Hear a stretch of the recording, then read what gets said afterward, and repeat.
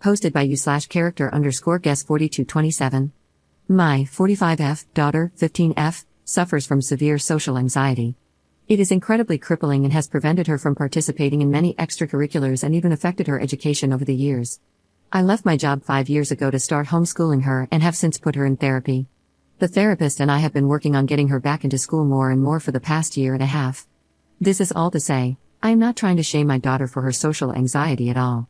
It is a debilitating thing to live with, and I can see that firsthand. Last month, the therapist recommended getting a service dog for my daughter to help her navigate public settings better. Despite thinking this was a huge responsibility, I saw the excitement on my daughter's face. She really wanted a dog and seemed determined to continue her progress with the help of an animal. I was initially on board with this and started the necessary research. However, a few weeks ago, I left my daughter with my sister-in-law for a few days because my mother was sick, and I needed to visit her a few hours away, while my husband was on a work trip. The plan was for my sister-in-law to continue homeschooling her for as many hours as she could manage, but instead, I got a call from her 2 days in, demanding that I take my daughter back home. I found out that my sister-in-law had to leave the house for a few hours and asked my daughter to take care of her senior dog. This dog is very old and small, and she was adopted just over a year ago, so she's still a bit wary of people. My daughter, in an attempt to recreate some ridiculous online video, took the senior dog to the roof of the house and left her there. The poor thing was so scared she defecated on the roof, shaking, while my daughter filmed. Of course, this didn't go as planned, and the dog ended up falling off the roof and into the swimming pool, out of sheer luck. However, due to her age and size, the dog ended up breaking a few ribs in her paw. When I heard this, I was absolutely livid. I confronted my daughter immediately, and she admitted to wanting to recreate a video she saw online. She then proceeded to defend herself by saying something along the lines of, "That dog is old. If it were younger, nothing would have happened." She also mentioned that she didn't really think what she did was that bad because it's an unloved sheltered dog with no real value like a service dog or newborn puppy. I was very upset to hear these words coming out of my daughter's mouth. I have no idea where she learned this from, considering neither my husband nor I share these beliefs. I immediately told my daughter that she would not be getting a service dog. I also told her that she would have to pay her aunt's vet bill, no matter what it took. Since the bill is in the thousands, she will have to find a way to make that money. My daughter got upset and said I was being unfair because she can't get a job due to her social anxiety, but I told her she should have thought about that before doing what she did. Since then, my daughter has been trying to find a part-time job that requires minimal face-to-face interaction. Despite my husband and me helping her, the only job she was able to find was as a waitress. I asked my sister-in-law if she would be okay with my daughter working off the vet bill instead, but she refused, saying she had no interest in having my daughter anywhere near her house or dog again. Honestly, I thought that was fair enough, so I told my daughter she had to find a way to stick with this job because the vet bill was her responsibility alone. My husband told me I might be the jerk for suggesting our daughter pay off the entire bill and that we should probably just restrict her pocket money until the bill is paid off. I think that's not a good enough punishment because her pocket money isn't earned, it's what my husband and I give her for free time at the start of the week. Also, this bill is entirely her fault and, therefore, her responsibility. It's unfortunate that the only jobs available are in customer service, but what else can we do? My daughter's therapist also reached out, saying she thinks it was wrong of me to completely take the service dog idea off the table, considering it is a medical necessity. She also pointed out that suddenly forcing my daughter into an unfamiliar job may be a bit too daunting. Are my husband and my daughter's therapist right? Am I being too harsh on my daughter? Commenter. The problem is that you're coddling her so much. I have severe social anxiety, crippling even, throwing up, crying, tremors, panic attacks, all that jazz. It almost ruined my university career. It actually did mess me up big time when I was getting my master's. And you know what helped me?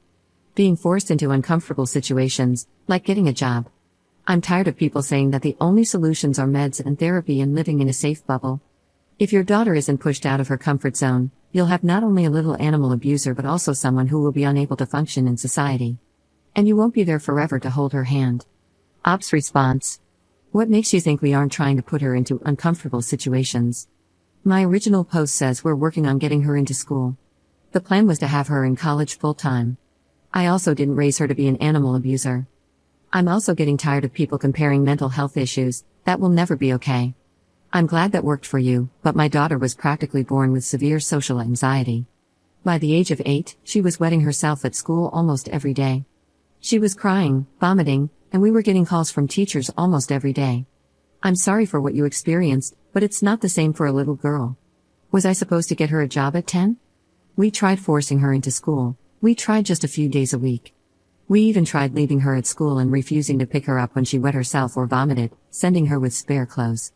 This went on for 4 years. It didn't work. You have no idea how hard this has been. Commenter. Not the jerk. I think at this point a new therapist is indicated. Unless the therapist is unaware of the extreme severity of this incident, they are behaving in an unethical way. Maybe your daughter lied to her therapist about the severity of what she did. Ops response. I think this may be the case, yes. Other comments have mentioned this, so I've decided to take her to another therapist who isn't working so closely with us and explain the situation myself. She will also be working with a psychiatrist soon. Update 1 week later.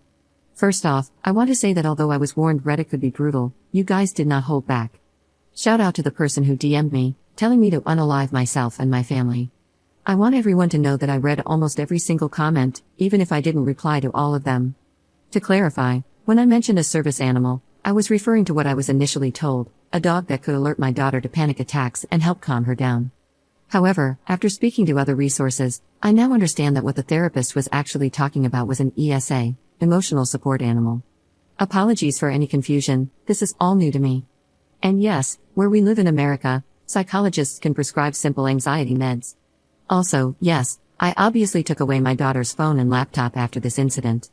She's only allowed access to what she needs to complete her studies. Now, onto the update. There was a lot of helpful advice and support, so I feel like I owe you all an update. My husband and I have been fighting for weeks about how to handle this situation. We did end up taking her to a psychiatrist, and she was diagnosed with severe social anxiety, as before, and also bipolar disorder. We were told the reason she wasn't diagnosed earlier is that she was too young at the time, and this is something that likely only became apparent recently, as she just hit puberty. So no, my daughter is not a sociopath, sorry to disappoint. And yes, we were told to continue homeschooling, as it's too late to put her in a school where everyone has already formed their own friendship groups, etc. Once again, I had to leave to care for my sick mother, which left my daughter with my husband.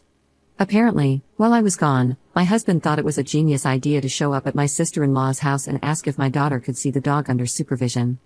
My sister-in-law didn't agree but was coerced by my husband. This is what I'm assuming, because despite what my husband says, I don't believe she would have been on board with this. My daughter started crying and apologizing, claiming she felt so sad seeing the broken senior pup, who was now too scared to come close to her. My husband has since decided that, in light of this situation, my daughter deserves her emotional support animal. I completely disagree with this stance and believe she needs more support, therapy, and a wide range of resources, not just an animal. Even if my daughter is genuinely sorry, this isn't a mistake that can be easily forgiven in just a month. I still think we should be pushing her to continue with a part-time job, something she's been gradually starting to do. She's been sent home from the restaurant a few times already due to panic attacks and has even complained about vomiting during her breaks. I told her she's welcome to search for other jobs she might find easier, which she has started to do, but it's been almost 3 weeks of working. I've asked her to stick with it for a minimum of 2 months before quitting and finding something else. She's also not allowed to quit unless she comes to me with a concrete plan for paying back the money. My husband told me that he has already started the application process for an emotional support animal. And by application, I mean he has contacted local shelters and begun filling out their forms. I was very angry and asked him to stop, but he argued that he thinks he should take over her care from now on and quit his job while I work instead. I disagree because I've been handling her care for the past 6 years, but apparently, I don't truly understand how sorry she is now. In light of this, I contacted my sister-in-law and told her I thought it would be best if she filed a police report. I want this on record because, as many of you pointed out, they likely won't give my daughter an animal if they find out about this incident. She agreed and filed the report, which was totally heartbreaking for me. It really hurts to have to do something like this to my daughter. My husband found out, and we've been arguing for days. He's incredibly angry, but I'm trying to stick with this. I'm not sure how the next few weeks will pan out, but I will say that I'm incredibly worried about the future. I have no idea what to do or how to get my husband to see my side. This is very concerning, but thank you for listening. And to those of you who gave advice and support, I really, really appreciate it. Commenter. I would not back down from this. That girl does not deserve a dog, and you did the right thing by telling your sister-in-law to file that report. I know that's hard for you, but it was absolutely the correct thing to do. Your husband is being a Disney dad, and in the long run, that's not going to help your daughter at all. Hopefully, real life consequences will show her just how wrong what she did really is.